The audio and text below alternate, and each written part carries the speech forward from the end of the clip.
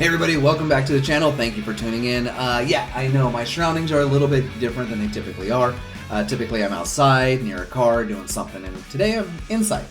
But the reason why is I'm not doing anything physically to a car, even though what I'm doing is kind of major for a car. Today I'm going to be discussing the buying process of getting an R33 GTR from what I consider the secret untapped market of JDM cars. Now, for those of you that have been following the channel for a while, you know I had an R35 GTR, and of course, as I just let the cat out of the bag, I'm getting an R33 GTR. Now, you might be thinking, well, wait, isn't that a bit of a step backwards, going from a 35 to a 33? And on paper and by the numbers, yes, it's definitely a step backwards. But it'll make sense when I explain why I did it. And the short of it is, I've owned an R32 GTR, I've owned an R35 GTR, and for those who've been watching the channel, I did a test drive with my buddy's R34 GTR, which for some reason left me conflicted after I drove it. But despite that, it's still a car I feel like I need to own, probably just because I've wanted one for so long. But I also figured too, you know what, if I'm going to go that route, I'm not financially ready to get the 34 yet. It might be fun to get the 33, because then like I said, I'm going to have the 32, the 33, the 34, and the 35. And then I've had the full GTR experience, you know, minus the Hakasukas and the Kenmaris, of course. So that's why I decided to sell the 35 and get a 33. Whether or not you think that's a good idea or not, I mean, everyone has their own opinions. Go ahead and post in the comment section down below. It might start a conversation. But I want to give the R33 a chance, especially because it gets so much hate.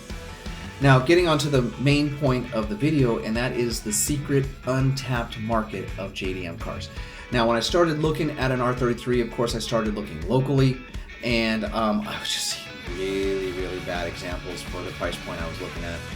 I was looking in about the 50 to 60s range, and like I saw about 3 or 4 of them, and they were bad, like really bad. Like, you know, strut towers were rusted, there was body cancer on the fenders, broken spoilers, thrashed interiors. I mean, for 50 to 60,000, you're getting bad. Like, there's one guy who wanted like 50 for his, and like the brake rotors were pitted. They almost didn't work when I took it for a test drive. He told me I wasn't allowed to put it in boost because it was having issues. So I'm like, locally it's kind of a pain, so I started looking overseas. Of course, you know, I was looking at the majors, you know, like you have like Stacked, JDM Expo, Garage Defend, and of course, you know, if you want the higher end stuff, you know, you're looking at like Space Auto or Top Line. And there again, to get good ones, the price was just a little bit high for what I wanted to pay for an R33. And then I had a buddy who brought up England. England is the secret untapped market of JDM cars. Because just like me, everybody thinks when they want a JDM car, got to go through Japan or even Australia by extension, because they're kind of in the same area. And so most people look in those two places. But England's been getting these JDM cars almost since the get-go. So they actually have a good amount there. So I actually started looking in England, and surprise, surprise, the quality of cars and the price point in England is remarkably better, like astronomically better. The R33 that I was looking at, somebody was sent out there to check it out. There was like almost no rust on the car whatsoever. The interior was in amazing condition. The engine bay was perfectly clean. Like, that was like a car that probably one of those major exporters from Japan would charge somewhere in the 60s to 70s for, and that's before it was shipped. And I'm getting it for under 50. So that's partially what this video is about, is letting you know that if you are looking for a JDM car, you should probably expand your search to include England, because you'll probably get a better deal and a better quality car. And this is especially true if you live on the East Coast, because then it's going to come into the East Coast port. So it's going to add an extra step for me, because I'm buying one in England. It's going to have to come into someplace like Georgia, and I'm going to have a truck to me in Los Angeles. But even still then, I'm coming out really ahead financially. So in this video, I'm just going to show you the process I went through of, you know, contacting the seller, having the car inspected, some of the issues I had with getting the funds to England, and then basically this is going to take you up to the purchase point of the car. I will do a video in the future once the car is loaded up onto a ship and what that was all like and what we had to go through. 2 things though before we get started with this particular video. 1, if you do want to see more automotive, particularly my new GTR and of course S14 content, don't forget to subscribe to the channel. And 2, if you'd like to support the channel, I do have the JD Archer shop. If you go to jdarcher.bigcartel.com, you'll see a limited selection of t-shirts I've designed that are for sale. But with that out of the way, let me show you the video of me going through the purchase process of getting an R33 GTR. One more thing before we get to the actual video is you probably want to know who I'm using to get the car over here. So I definitely want to let you know that. If you're looking at buying a car in England and having it shipped here to the US, I heavily recommend using Blacklist. Blacklist is run by Van, and he has his contact Adrian out in England. Now, I've known Van for a few years now. He's a really good guy. He's a hard worker, very trustworthy, and he was the one that suggested I check out England, and I'm really happy that he did, because so far I'm really happy with the car I picked. Adrian, who's over in England, the guy's been working. He's so easy to work with. He worked with the seller and me to find a time where I can be on for a video call and the seller would be available to show the car. So if you're considering buying a car from England, I heavily recommend using Blacklist. I will put their information in the description down below so you can contact them.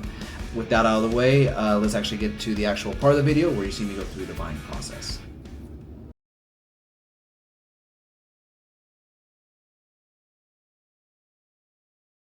And, the dude basically said no.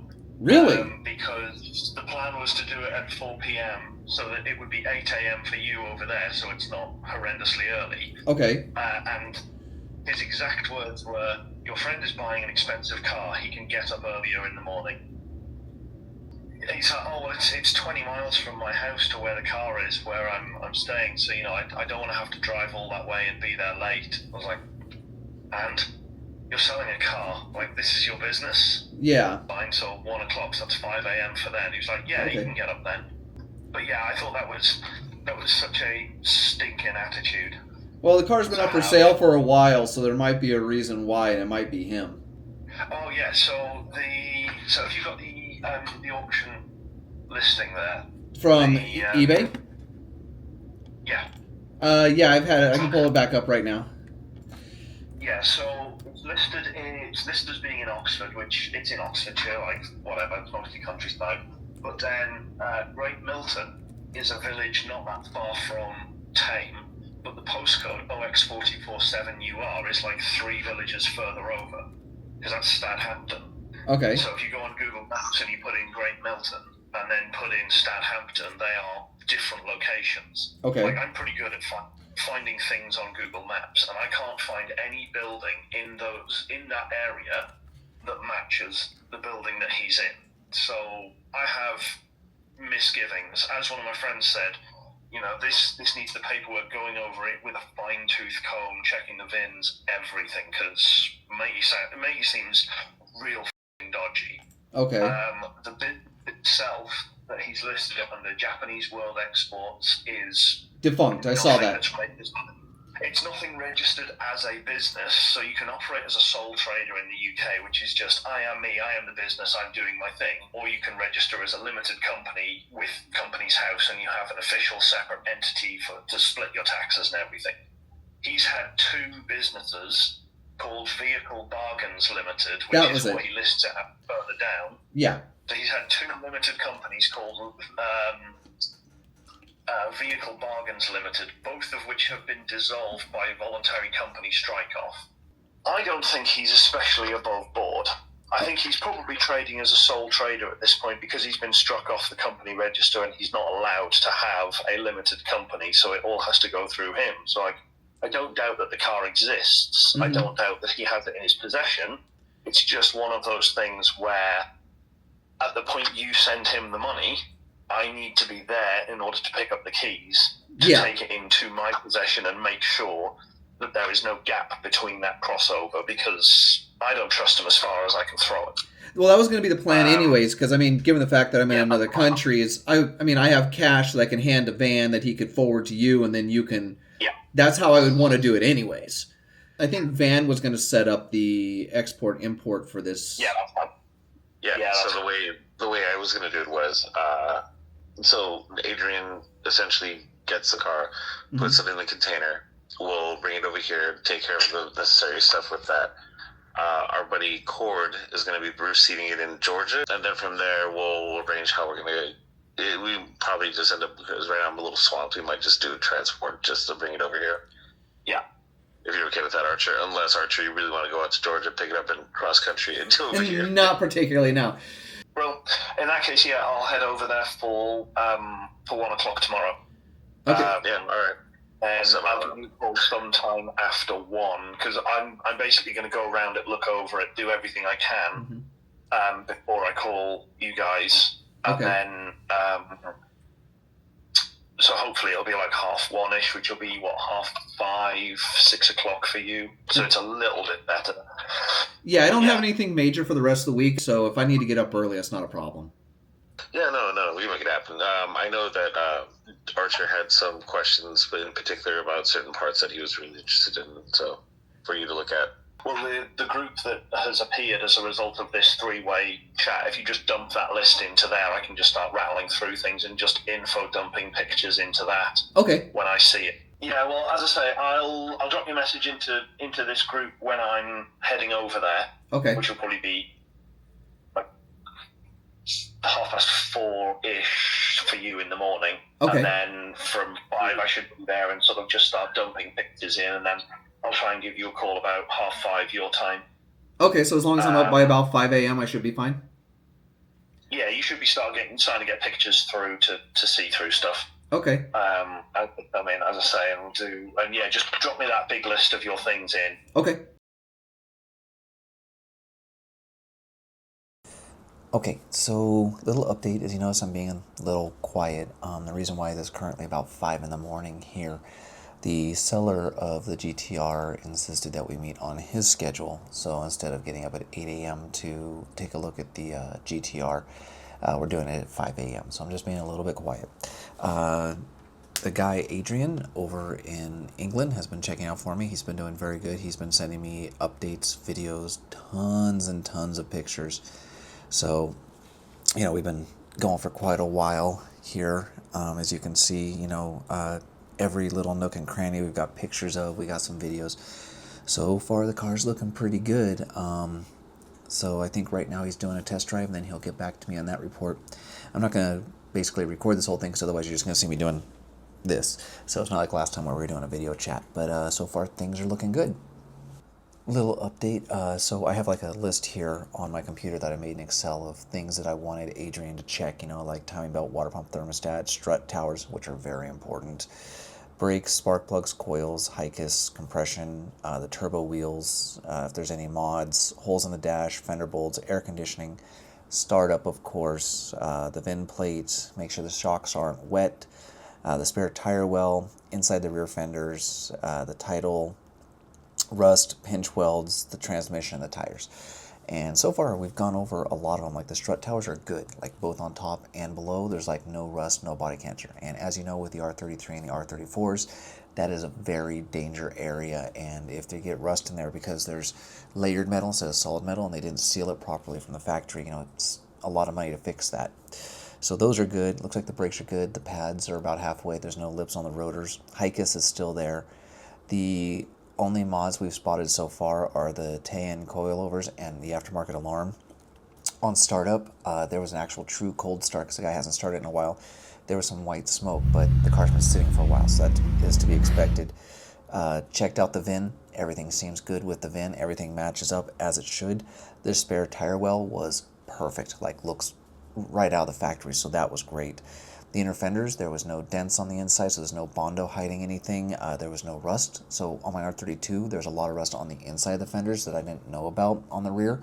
So there's none on this one.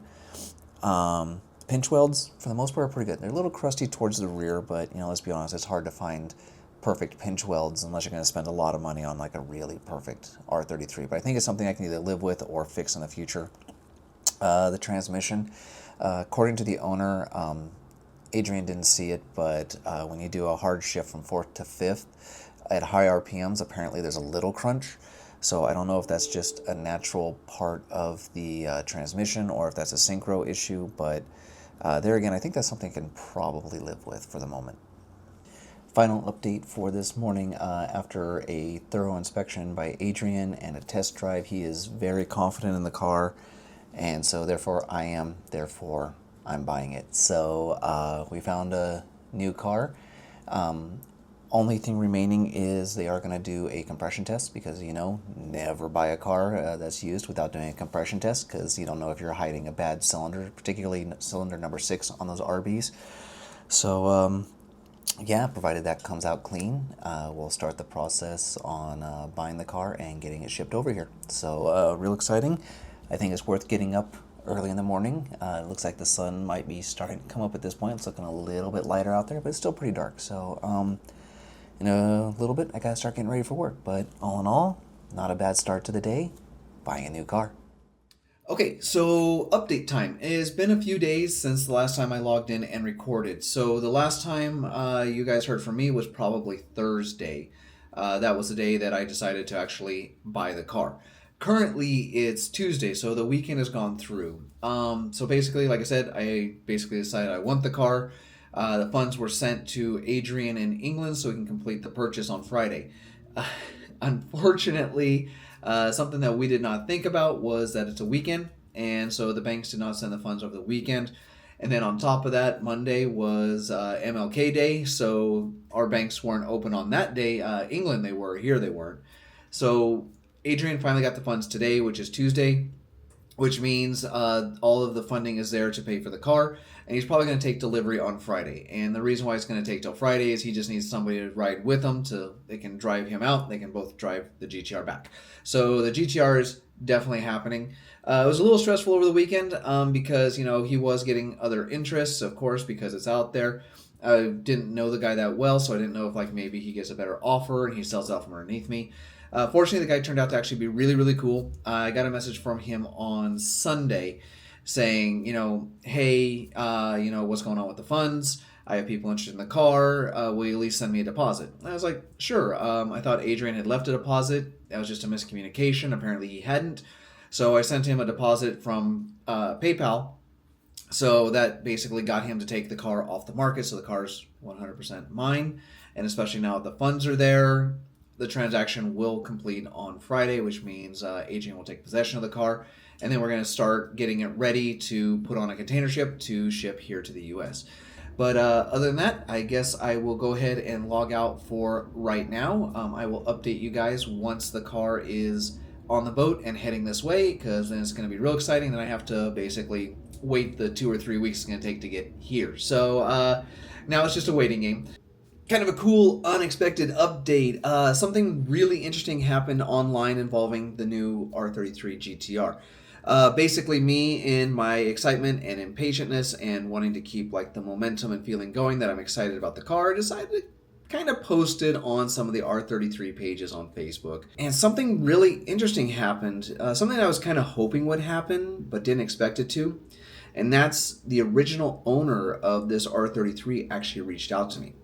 Now, I know what you might be thinking, anybody could say that they own the car beforehand and, just basically blowing smoke. But this guy, when you log on to his profile, he's got pictures of the exact same car in England with him doing stuff with it and all that other type of stuff. So I'm apt to believe that this guy is on the level and it is, in fact, his car. Now, the cool thing is, because he reached out to me, I was kind of able to ask him a little bit about the history of the car, and he was more than happy to explain. And I was really shocked to learn that a lot of the stuff that I planned to do to the car as soon as it landed has already been done. For example, the oil pump has already been upgraded to an N1 oil pump, which is great because for those of you that don't know, that is the Achilles heel of the RB26 is that oil pump.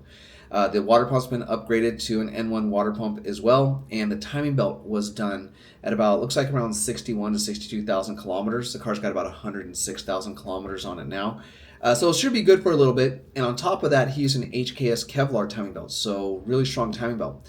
I was planning on doing timing belt, water pump, thermostat, front main seal, cam seals, spark plugs, and coils as soon as the car landed. And it looks like most of that's been done somewhat recently. He also has Spitfire coil packs on there, which is awesome because they're really hard to find. And when you do find them, they're expensive because they're really good coil packs for the RB26. They were just discontinued a while ago, which is why a lot of people go with R35 coil packs now. So it's nice to know that it's got new coil packs on there. One less thing I have to worry about. So it looks like, it also has a competition clutch. So I'll be curious to see how that feels. Hopefully it's not an on-off clutch, and I'll just be able to drive it with a decent clutch for a while. So like I said, Most of the major maintenance has been done to the car. I'm still probably going to do like the spark plugs and full fluid change, oil, transmission, differential, all that stuff just to make sure. But other than that, it looks like the car was well taken care of. The previous owner actually owned a professional detailing business, so the car, that explains why it's so clean and lacking rust, as this guy was probably really on top of it. So that was really, really cool. Definitely more confidence inspiring in the car that there's not going to be too many issues with the car once it lands. The other thing that he told me is kind of interesting, that the car kind of has a similar history with my R35, in that the R33, that particular one, his R33, was used by either Gran Turismo 5 or 6 as the exhaust tones for the R33 GTR in-game. And he actually has pictures from the facility with the mics all strapped onto it so they can get all of the sounds. So this R33 GTR actually provided the exhaust sounds for Gran Turismo. So needless to say, like I said, really exciting. I got a lot of more information on the car to build my confidence and make me even more excited. But while we're waiting, I just want to say I want to thank you all for watching the channel. I really appreciate it. If you're enjoying my content, go ahead and hit that thumbs up button to let me know. It does help the channel out a lot. If you do want to see more automotive, particularly the R33 GTR that's coming, and of course Mike's S14, don't forget to subscribe to the channel. You can also follow me on all forms of social media, which include Instagram, Twitter, Facebook, and TikTok. There'll be links for those in the description down below. Oh yeah, that also happened. TikTok got saved over the weekend, so it was a big weekend. We had fires here in California. They're finally out. So yeah, it's been a really fun start of the year. But that just goes to show you, you always got to basically keep positive, and as I always say, forget everything else, focus on the finish line. But stick around and enjoy the montage of the pictures and videos of the R33.